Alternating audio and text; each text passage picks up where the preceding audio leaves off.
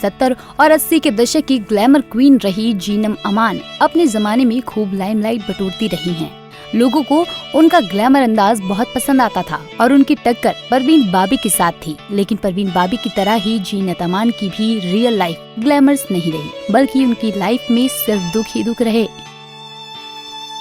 जिससे भी प्यार किया उससे बेवफाई ही मिली। जीनत अमान ने शादी भी की, लेकिन वो असफल रही। चलिए आपको जीनत अमान की जिंदगी के कुछ अनसुने पहलू आपको बताते हैं। जीनत अमान की शुरुआती जिंदगी की बात करें तो वो मुस्लिम पिता और हिंदू माँ के घर पैदा हुई थी। जीनत के पिता अमानतुल्लाह खान स्क्रिप्ट राइटर थे। उन्होंने बतौर सहायक मुगले आजम और पाकीज़ा जैसी फिल्मों की स्क्रिप्ट लिखी थी। वो स्क्रिप्ट्स अमान नाम से लिखते थे। जीनत सिर्फ 13 साल की थी जब उनके पिता दुनिया को अलविदा कह गए। उसके बाद उनके पिता के नाम को ही याद की तरह जीनत ने अपने नाम के याद से जोड़ दिया और जीनत खान से जीनत अमान बन गई।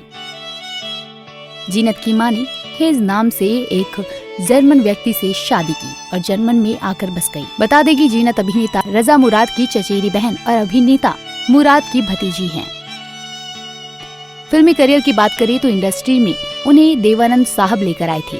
इससे पहले वो साल 1970 में Femina miss India Asia Pacific बन चुकी थी। इसके अलावा भी उन्होंने कई पुरस्कार जीते थे, जिनमें से फिल्म फेयर का अवार्ड प्रमुख है। फिल्मों में उनका सिक्का चला और देखते ही देखते वो फेमस हो गई।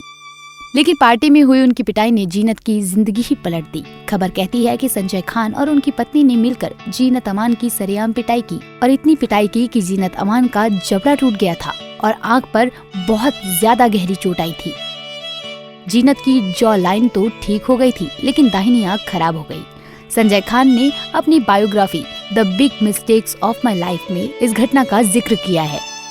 इसके बाद जीनत की जिंदगी में मजहर खान आए।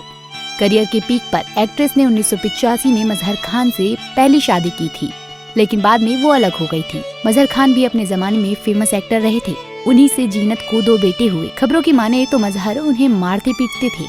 हालांकि मजहर की मौत से कुछ समय पहले ही एक्ट्रेस उनसे अलग हो गई थी, लेकिन जीनत ने कहा था कि ससुराल वालों ने उनकी प्रॉपर्टी तक छीन ली थी। जीनत अमान ने सिमी ग्रेवाल को दिए इंटरव्यू में बताया था कि मजहर के साथ क्या हुआ था। एक्ट्रेस ने कहा था कि मजहर जो भी कुछ करते थे वो खुद को ही नुकसान पहुंचा रहे थे। वो प्रिस्क्रिप्शन दवाओं और पेन किलर दवाओं के आदी हो गए थे। वो एक दिन में 7 बार उन दवाओं को लेने लगे थे। डॉक्टरों ने ऐसा करने से मना किया था और हिदायत दी थी कि उनकी किडनी काम करना बंद कर देगी, लेकिन वो माने नहीं और अंत में उनकी किडनी खराब हो गई थी। उसी समय एक्ट्रेस ने इस रिश्ते से बाहर आने के बारे में सोचा था। एक्ट्रेस ने कहा था कि उन्हें ऐसा करने में काफी वक्त लगा था। उन्होंने रिश्ते को खत्म कर दिया था, फिर भी उन्हें मजहर की चिंता सताती थी।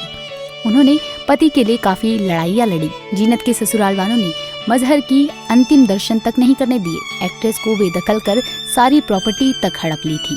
एक्ट्रेस को पति की प्रॉपर्टी से बेदखल कर दिया था।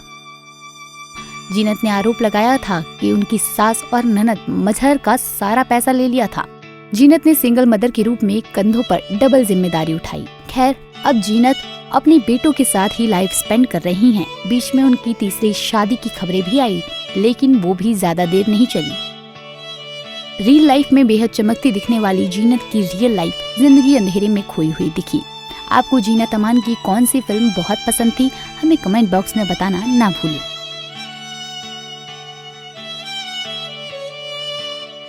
ऐसे ही और वीडियोस के लिए आप नारी के पेज को YouTube पर सब्सक्राइब, फेसबुक पर लाइक और इंस्टा पर फॉलो करना ना भूलें।